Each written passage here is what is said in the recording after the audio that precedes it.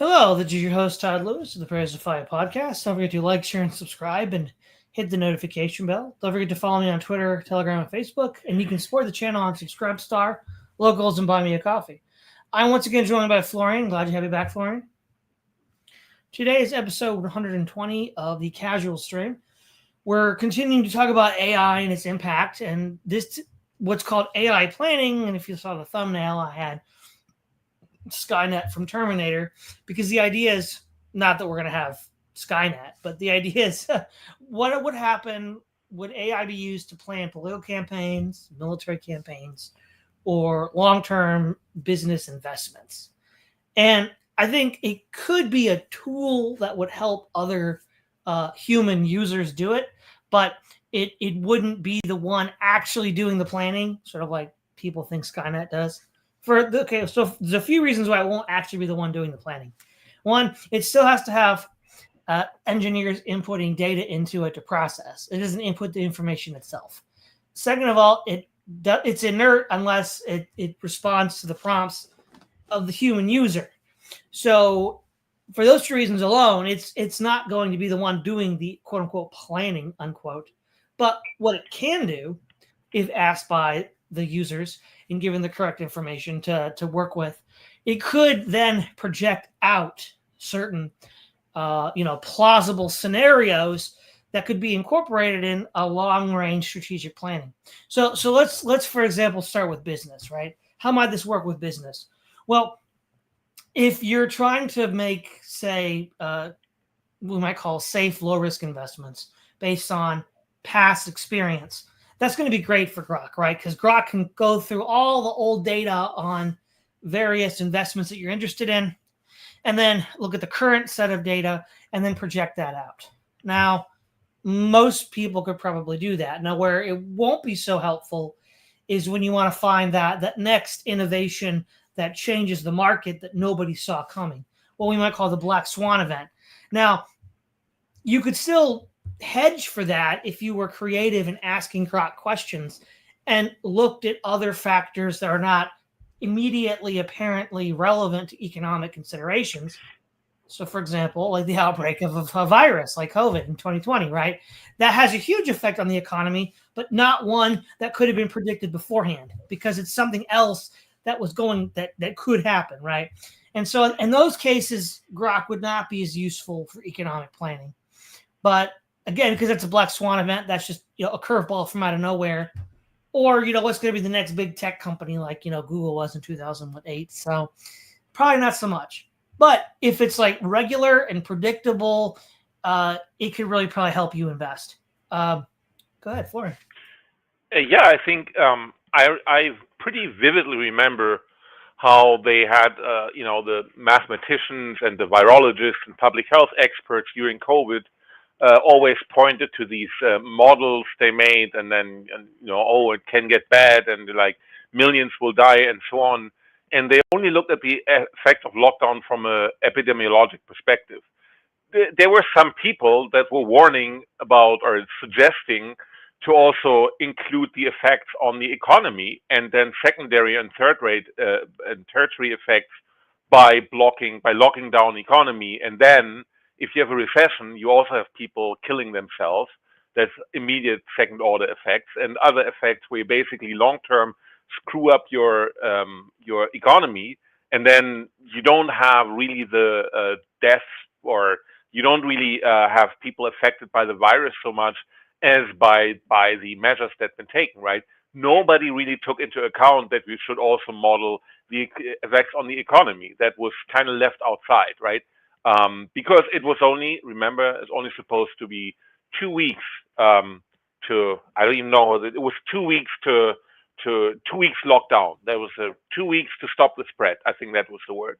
And people didn't Do you mean realize. flatten the curve? Was that what you're looking for? Flatten the curve?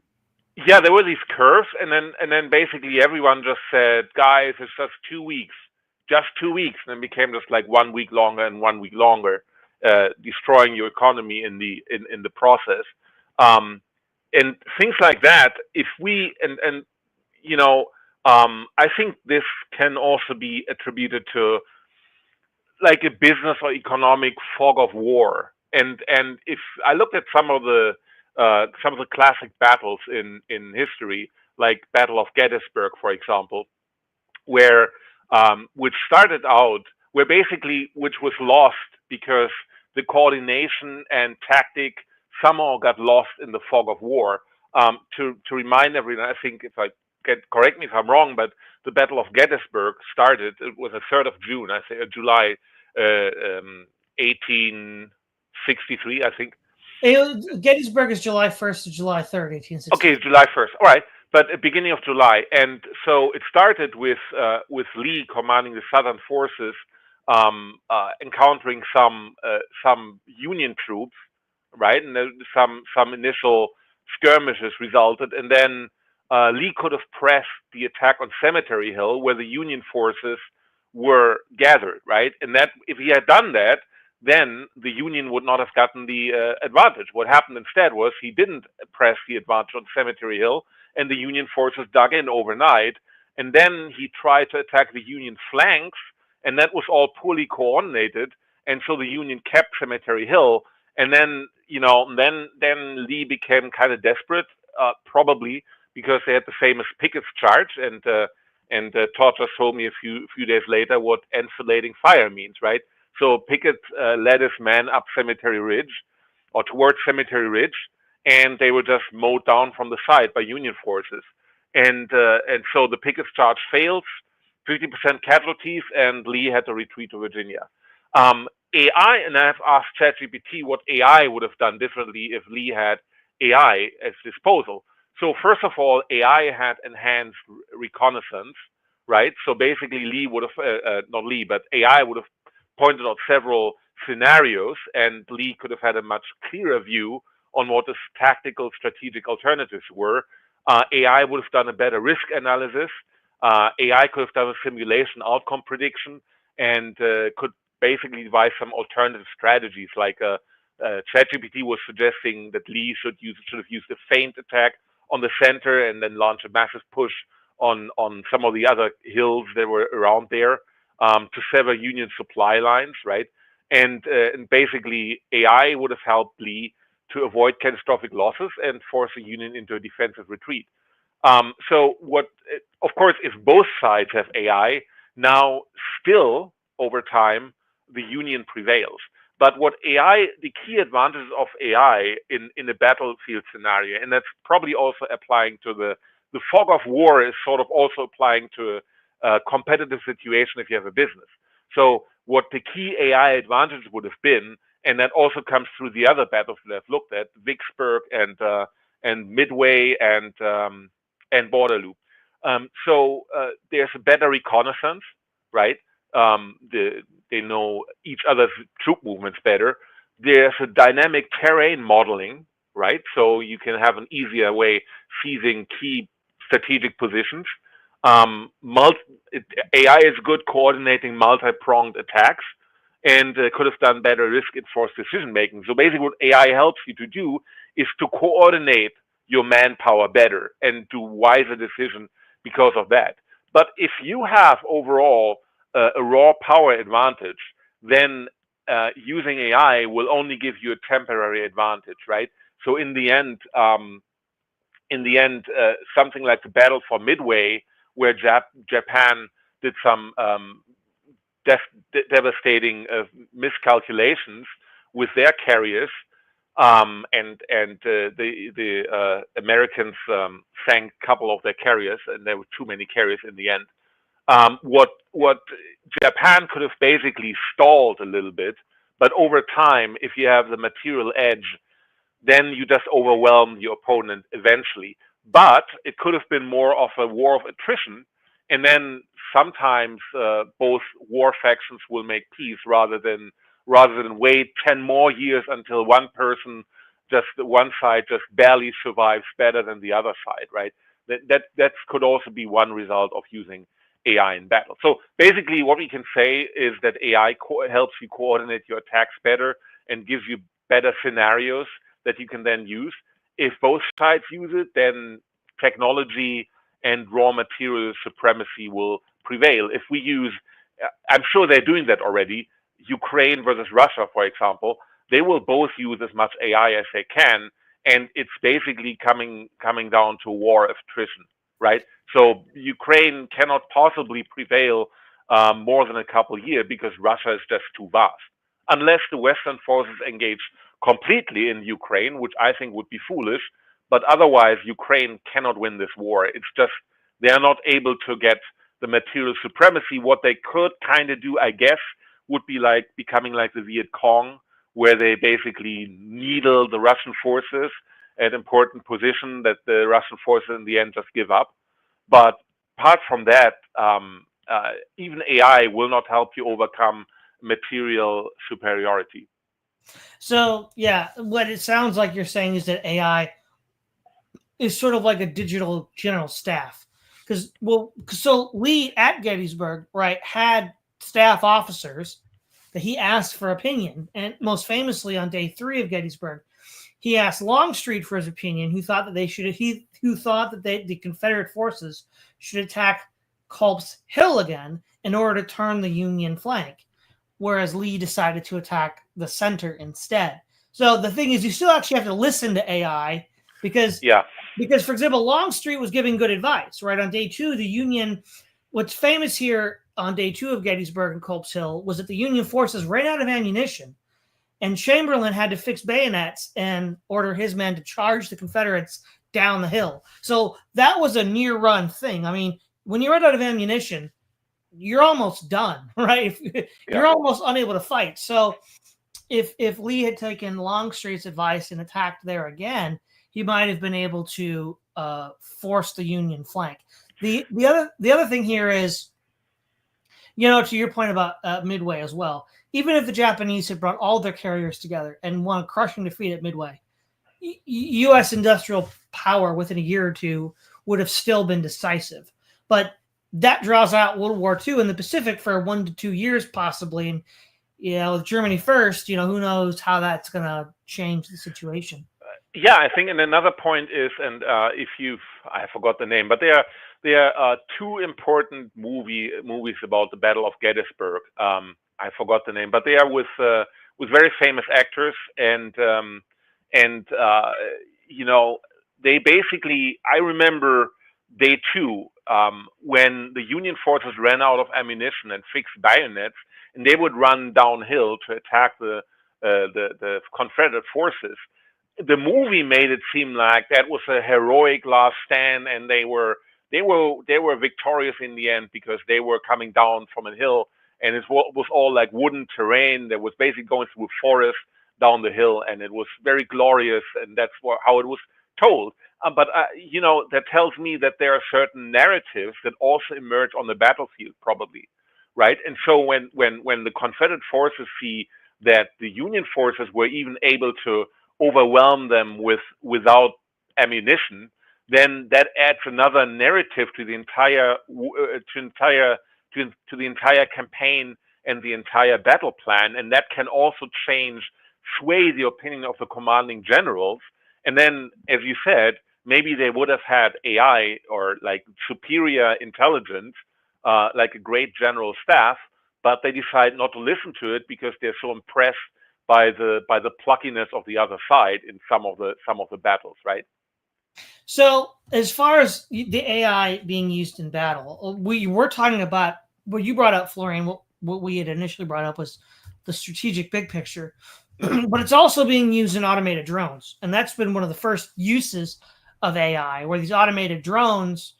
This does become a thing in the Ukraine war, where they are quote unquote going through these procedures, quote, making decisions as to their targets, right? So that's a tactical application. So you can have loitering munitions now. Now the downside is you got to be pretty careful how you program that, because you don't want friendly fire incidents and you don't want collateral damage with civilians. Oh, let me say something here. I've seen several videos where you see a drone attacking someone, and basically the drone has a camera, right? And it's heartbreaking and devastating, really, because you have a single-out soldier seeing the drone approaching, and he basically makes his peace with God and just waits for the end. Whereas if you have one-to-one combat with a human person, that soldier would have probably tried to hide somewhere or get into a better position. But with a drone, you can't do that. The drone locks on you. You are basically done, right? Maybe in the future they have some form of like they send out an electromagnetic pulse to disarm a drone immediately or something like that. But it's really devastating. A drone locks on a target, and there's nothing that can sway those drones to stop. There's not. The drone will either see the job through or get destroyed before. And I'm not saying that wars should be done in a more human way. I think that would be foolish to think wars can be humanized, or there can be a humane way to fight a war. I don't think that's something that I think that doesn't work to see war under that aspect. But we really have to see at the ethical point of that. It's almost like similar to the charge of the Light Brigade, right? The Crimean War, when they first had mass industry have an entry into wars, right? What then happened was basically soldiers, they weren't engaging in hand-to-hand combat anymore. They were basically running into machine gun fire, and they just get mowed down for nothing, right? And that has changed wars like significantly, and we basically went into trench warfare until the First World War. And that is also something we should keep in mind, that drones will actually have the potential to really transform war into an entirely different way, and we have to figure out ways to overcome that, because this is just devastating. You have drones that lock on someone and just don't give up until that person is killed. It's game over. You cannot escape that anymore, right? And that's basically one of the horror visions that we saw in several science fiction movies, right? There's basically a Terminator future already here. Yeah. So, but that's on the tactical level. But back to the idea of like planning. So where AI would be really helpful as a sort of like digital staff officer, if you will, is with those aspects of war that are predictable and measurable. Those that are that you can apply mathematics and geometry and measurement to. So, for example, ammunition expenditures and the logistical support network to keep that going. That's a measurable thing. Now, you might lowball how much ammo you need. Okay, that's your fault. But the point is, though, with that, though, it's going to be very good. Like, it would be very good at that, right? Because it's measurable quantities, and that's what it's really good at. If you wanted to besiege a city and cut off supplies and figure out how long it would take and what would be the best way to do that, it would be really good at that too. One area in which I think AI would not be terribly helpful in war is what Clausewitz calls the X factor, which is the will of the enemy soldier to fight. Think of like the Taliban in Afghanistan. The Americans are they just keep fighting. And the thing was, I'm sure the Americans once AI, as we know, it didn't really exist even in 2021 when the U.S. was defeated in Afghanistan. But all sorts of computer programs and algorithms were used in order to develop this stuff. Develop protocols and procedures. One of them, I can't think of it now, but there was one that was associated with General Petraeus in the surge. And it wasn't very effective in Afghanistan. It was some sort of like hearts and minds thing. And it didn't work. But that's in part because we're dealing with like the will, something that's not really measurable, something that the AI wouldn't really be capable. Because, right, it needs to be the things that you can measure are the things that it's really good at, because it's a computer, it's a calculator, it's what it does. It measures things and compares quantities and so on and so on.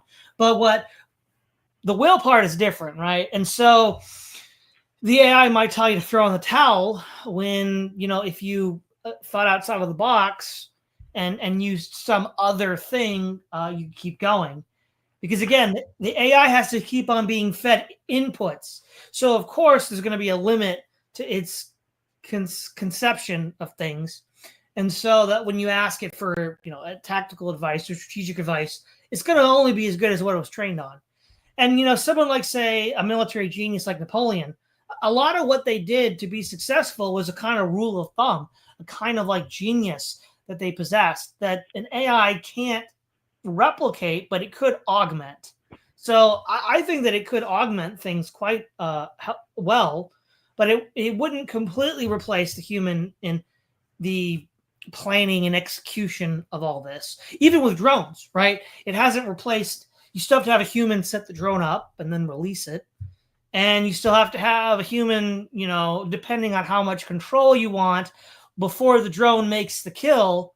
Sometimes you also still have to have a human there to give it permission to do that. That's probably to avoid friendly fire incidents and civilian collateral damage, which that's a smart thing to do, right? So in that regard, I do think it could be helpful. But then again, just like with Lee and his officers, like Longstreet, you still have to listen to it. And if you don't listen to it, it won't do you any good. Yeah. Also, AI can only be as good as your reconnaissance capabilities are. The AI can calculate and predict certain steps, right? Like from a slightly different topic, if like in sports, if you play tennis, there's now a Hawkeye program that can give you a millimeter position whether a ball was on the line or out. But that program is not looking at the ball where it touches the ground. It takes the ball movement, the speed with which it's hit, and basically then calculates where the ball will end up. So AI will basically take the initial formation, the initial reconnaissance, maybe very crude reconnaissance, and basically then exactly predict where the Union forces in that case would have attacked. But still, it's very important to I think that AI doesn't come down from heaven on earth, right? It doesn't fall from the sky. AI is only connected to your ability to utilize it, right? So they certainly didn't have all the different ways in which AI can be used in the 19th century. So they had some form of AI. The general staff, as you said, that was the AI, right? So now I think, and I can see something very similar. Lee not listening to his generals, or not listening enough.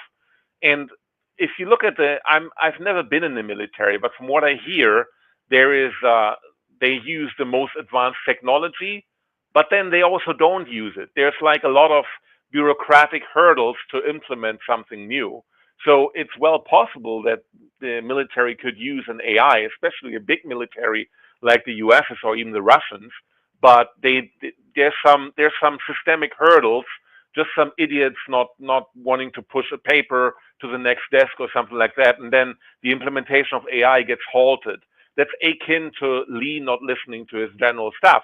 But if you have an insurgent force like the Taliban or maybe some Ukrainian freedom fighters, or like the smaller side in the war, they can incorporate that to the maximum effect because they all have like one goal, right? They really want to win.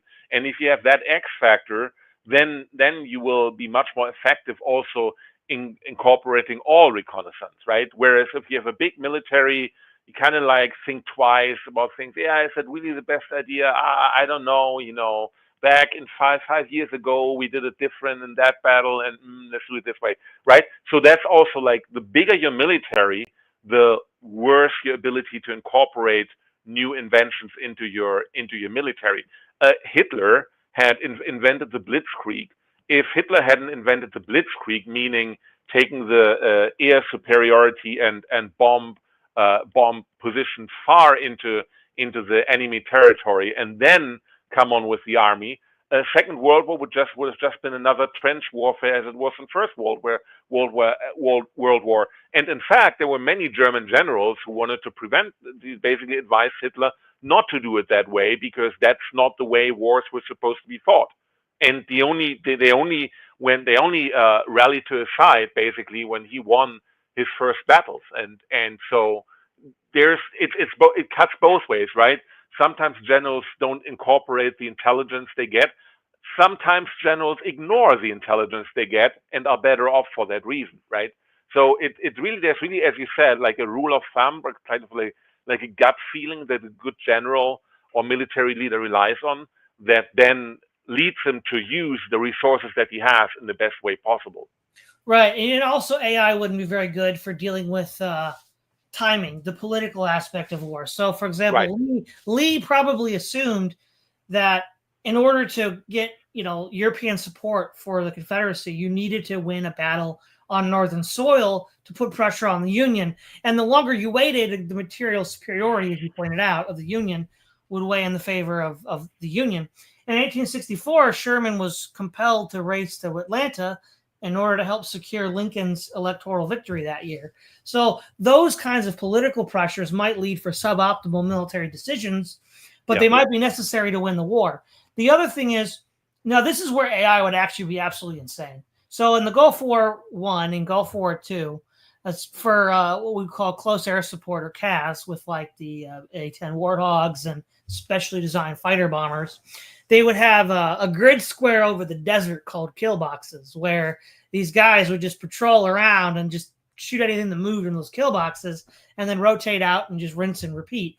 So that's a combination of tactics and operations. If you had autonomous drones, AI directed, and then the AI was then plotting the kill boxes and what were targets, wow, that would be dangerous. That would be really scary, because it would be really good at that. Now, if you wanted to avoid friendly fire and civilian collateral damage, you'd still have to have, at some point, human permission to attack the target. But that wouldn't be a pilot. That would be somebody working from some sort of air-conditioned office. That's what would happen. And so, in that case, AI would be incredibly effective. But that wouldn't win the war on its own. That would just be AI following procedure in order to, do something. Now, and even AI can be basically nipped in the bud, as I mentioned earlier, when the opponent when your enemy has an EMF, like an electromagnetic pulse generator, then basically boom, and the drones fall all from the sky, right? So if you have like smaller autonomous drones in that example, there's always a way, even with AI, there's always a way for the enemy to neutralize your advantage. Yeah, it's true. It's an arms race. It's never ending, right? This is just one more tool that you could use. Now, if we shift over to political campaigns, there's two broad ways I could see this going. One would be hilariously bad. So, for example, if you had two, we live in the United States, so let's say you had two candidates, Democrat, Republican, both of which just kind of, were pandering to the most extreme parts of their base and became walking memes. And they were the ones prompting the AI to make campaign decisions. It would be awful. I mean, it would be the most extreme, goofy thing you'd ever seen, and they'd both be doing it thinking it was like scientific. The results at that point are highly unpredictable. But if you had like a sort of like down the middle, we're just going to win this, triangulate Bill Clinton style presidency campaign, well, then AI would be great, because you're right. AI is only as good as the person prompting it, right? And so if the person prompting it is, down the middle, we want to win, we want to avoid, blind spots to the ideology. We want to avoid groupthink. You could probably design a pretty effective campaign using AI. But if you let the extreme wings of the party dictate, and the presidential candidate leans into that, it'd be more of a cartoon. It may be, yeah. But for example, take the 2016 election, which was at least a significant part won by I think it was won also by the meme campaign on Twitter, for which the Democrats didn't have any idea how to counter it. They didn't even see it coming until it was like very close, and they didn't know what to do. Memes are supposed to transfer truth in a humorous way, and the Democrats never still can't do it. The left cannot meme. But the meme, why did this meme campaign come apart, or why was it generated? Because there was Gamergate before, and people, especially that were young and had the technical know-how, they were completely fed up with like the left wing and the Clintonistas and the Obama people, and so they had a personal desire to humiliate the left. And then the side effect was that Trump jumped on that bandwagon and then basically wrote it out and won the election.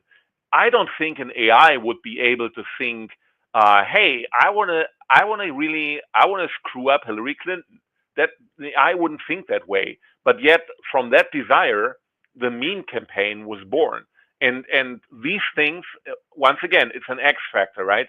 It also exists in political campaigns, and you always need some kind of either single person human gut feeling or intelligence, or in that way, the 2016 meme campaign was basically a swarm intelligence campaign. So both are generated without any AI input or any technology input.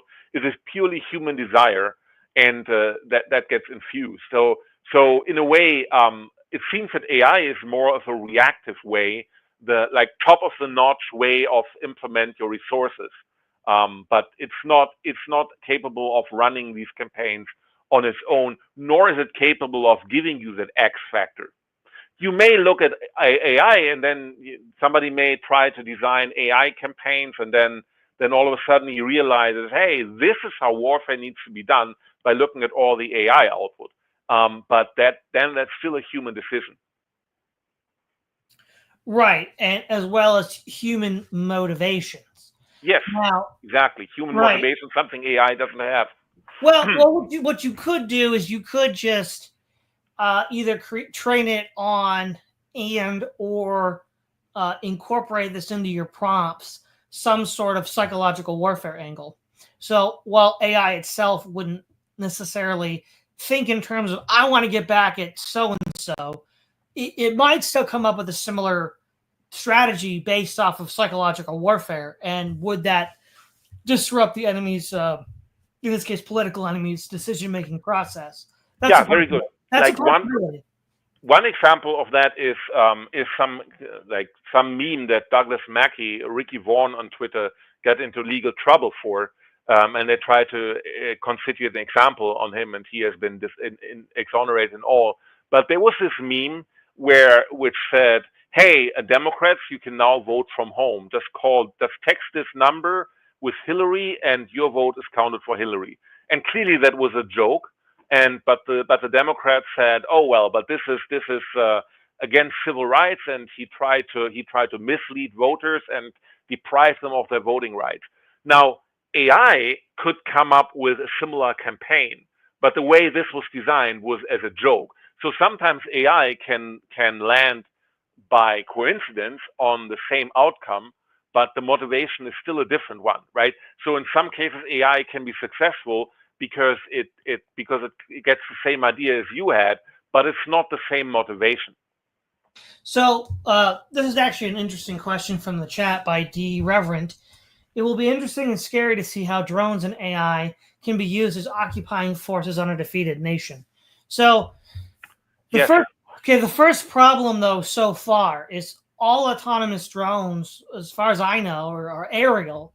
We don't have like drone dogs or drone bots that can patrol the streets yet. They're working on it, but like they have, as far as I know, they've never been deployed even in a riot situation, let alone a combat situation. And I would imagine Western countries would equip a lot of these drones with non-lethal countermeasures, like tasers, or back during the Occupy days, they used to bring up vehicles, the Occupy Wall Street days, used to bring up vehicles that would blast you with like sound that would just, cause you to leave because it was so loud. China might just put machine guns on them. I don't know. But the thing is, though, I think ground drones are going to be a lot less effective than aerial drones. And there's a lot of reasons for that, but primarily aerial drones can move as the crow flies and don't have to move. So a distance between any 2 points is shorter as the crow flies than it is on the ground, especially if you have to go through rough terrain like mountains or urban areas, right? And furthermore, if you're in the sky and you have to navigate dynamically, there is almost no obstruction. Whereas if you're on the ground, you got to watch out for people, rocks, rubble, buildings. That's just a whole lot more for the AI algorithm to have to deal with that a flying drone doesn't have to deal with. Yeah, exactly. That's actually something that we have a real world example for that, because 10 years ago everyone was like very optimistic that that Amazon will soon just use drones to transport things to your house, to your door. But they didn't do that because they encountered that bringing things directly within an hour to different houses in a street is almost an insolvable problem. It's like the salesman problem, where you have to have a salesman hitting like every house on one street exactly once. Is a very complex problem. You have that through the wazoo. So that is very inefficient to use to solve. AI could solve it, but it would take a lot of processing power, which is just too much for a small problem, right? So you could say that aerial drones in that case are better for surveillance. So the regime in such a case would say, okay, we won't be perfect, but okay, we'll let like 10% of people escape our surveillance, but we can still get 90% for relatively cheap, rather than 100% for 10 times the resources, right?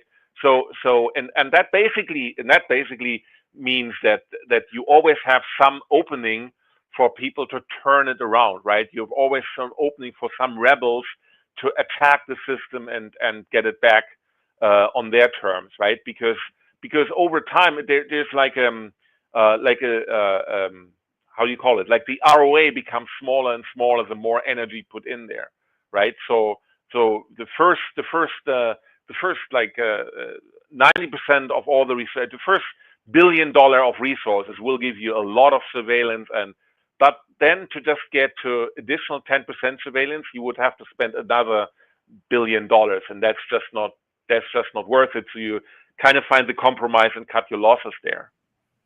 Well, yeah, and also too, as far as navigation, that was the first objection. The second objection is getting around. There's, whether it's a bot or a dog, there's still not a really good way to get these things to move around on the ground. Whereas the flying drones, they get around just fine. That's easy. Yeah. So, but back to politics, I do think that now, like with war, politics is very X factor intensive. You know, you talked about, of course, Florian, people's resentment against the entrenched Democratic Party voting for Trump in 2016. Now, that's not necessarily something that AI could have predicted. In fact, everybody predicted Hillary would win by a landslide.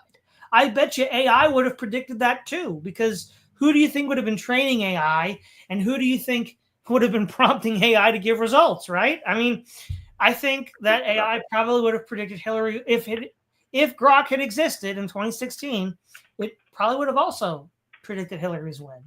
So there is a lot of this X factor involved here. That now a lot of this can be mitigated if you ask careful questions and careful prompts that can sort of transcend certain conceptual limitations. But that's an input issue, and not everybody can overcome that, right? So you also need to be aware that that's needed, right? So now, like one issue in the 2016 campaign was also that the polls were wrong because people just lied to the pollsters.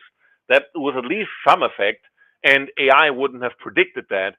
But looking at it, then AI would have said, okay, we now design the questions that people cannot evade it or give bullshit answers.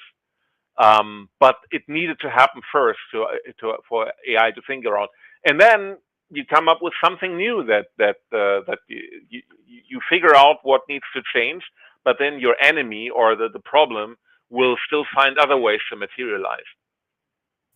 Right, and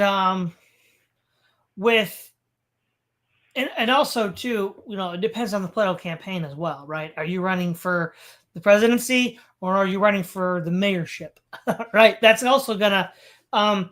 I think the smaller the arena of competition, like say a mayorship over a presidency, AI is going to give you better results because there's fewer variables to take into account.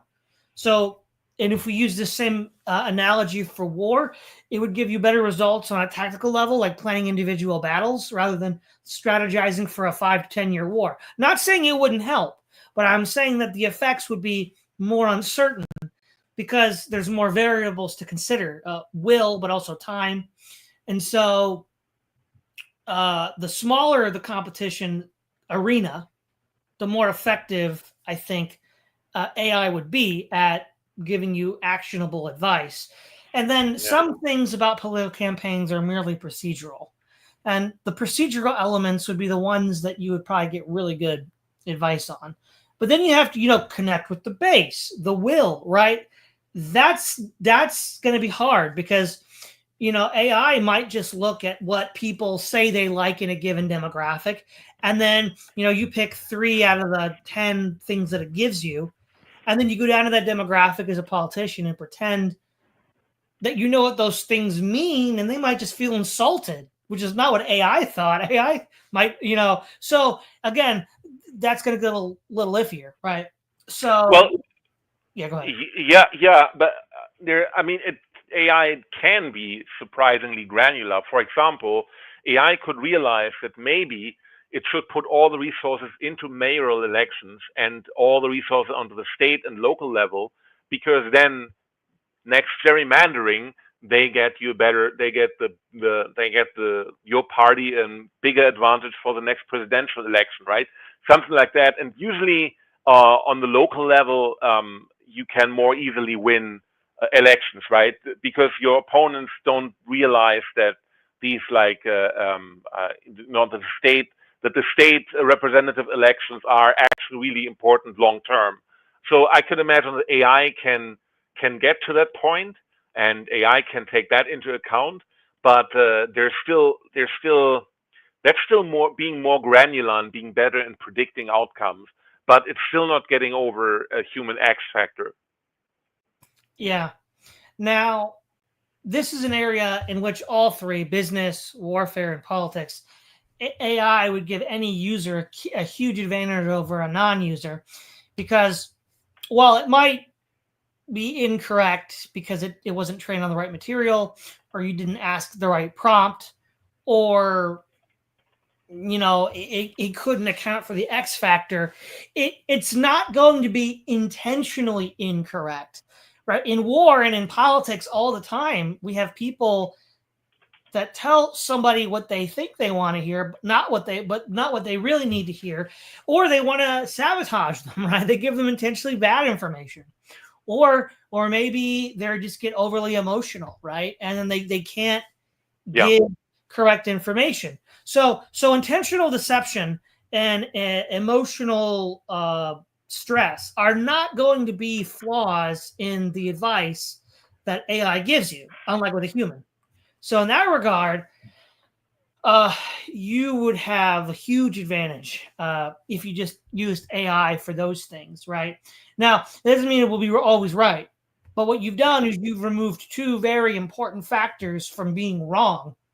People actively trying to lie to you, and then people being emotionally unstable under pressure and not being able to respond appropriately when you need their advice. And now, what would happen? Then there'd be an arms race, and then both sides would seek to utilize AI in order to do that. And then the limiting factor becomes the human again, with what do you train it on and what are the prompts? But you still have eliminated two major areas where error can arise: intentional deception and emotional stress. Yeah, I think the only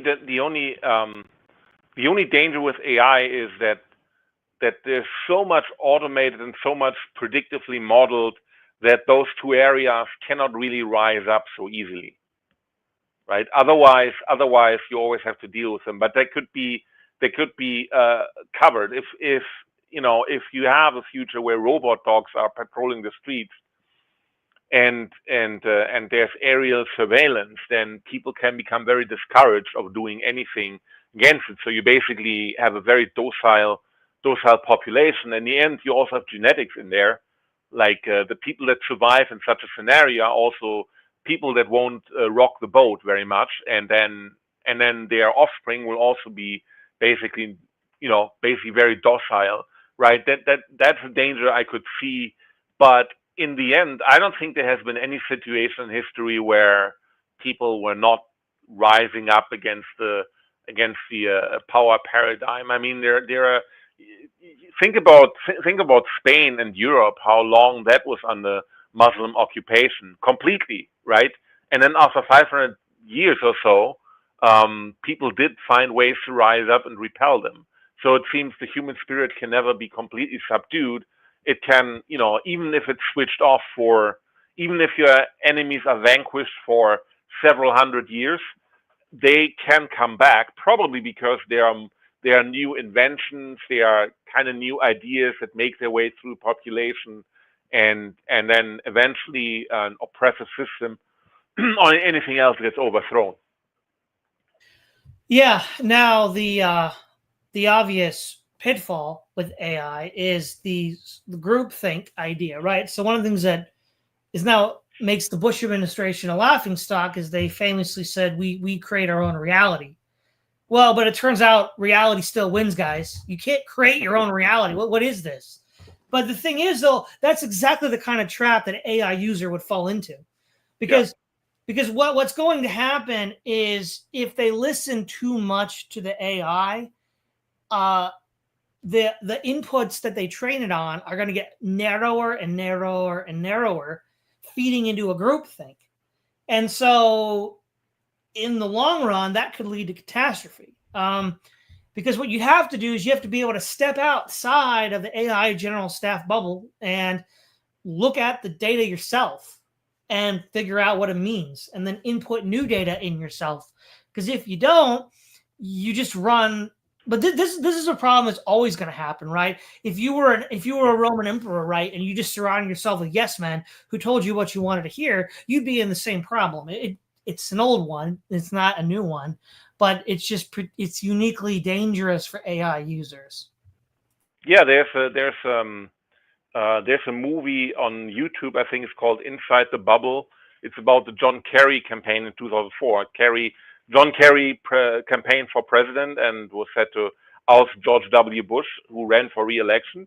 And really, the entire all Kerry staff, basically, they all believed that they will win. That basically they're locked in because they convinced themselves that Bush is so horrible that they hate him. So how could everyone else be even positive towards Bush? Well, turns out Bush won with a popular vote. He actually is one of the few elections where the president won more than 50% of the vote, right? So they were catastrophically wrong, and they didn't realize it until on election night, because there were no reality checks on that campaign. They were all in "we will," and they probably didn't even dare to mention any criticism, because they probably didn't want to spoil the good mood that was there all the time. It's a fascinating movie. I suggest I recommend it. Recommend to watch it, because you can really learn how a political movement, or how people in one group that think the same way can create their own reality that's completely detached from the real reality out there. Yeah, and because we've already mentioned the X factor, the will, and the materials, one area in which I think AI might struggle, it would be planning counterinsurgencies, because so much of a successful counterinsurgency requires understanding the will, the mood in the room, in this case the country, right? Yeah. And that's just something that AI isn't really good at doing. Even if you just have polls, like you said, people lied about their voting habits with Obama so Trump got in. Hillary. They lied about what they would do if they voted for Hillary or Trump. So in that regard, and even though this ended before the AI revolution and with these tools, many of the pitfalls that we're talking about, the Bush and Obama and Biden administrations had already fallen deep into in Afghanistan and lost. So I think in a conventional style war, an air war, a war at sea, AI, especially coupled with autonomous drones, would be very effective. But with a counterinsurgency, because so much rests on understanding the will, the X factor, I think it's going to be less helpful. Well, now something I think about. Now AI probably has a capacity to, and probably does it, like Battlefield AI will take untold other battles into account, right? Basically, the input data for modern Battlefield military AI will be astronomical, right? And so basically, you can imagine that modern AI will have all those X factors. It will basically understand that decisions can arise that are different from, that are basically due to some X factors. So AI could be closer to understanding the X factor or incorporating them into future battlefield planning. So that could be something that could make AI better. But but any battle in history always had information from past battles. I mean, those generals, they learned, they basically studied past battles. So, that's really interesting thing that, I'm sure there were some X factors in the 30-year war battles, and Napoleon will have known about them. Modern generals will have known about them, but they know that there are certain X factors, and they may anticipate those X factors, but they are just not able to see any new X factors that an insurgent regime or insurgent group will have that is really willing to win and put everything on the line. It's fascinating in a way, right? Because you think you learn from past battles or from past decisions, and so then you shouldn't be surprised by any new developments or black swan events, but still continuously people are. Yeah.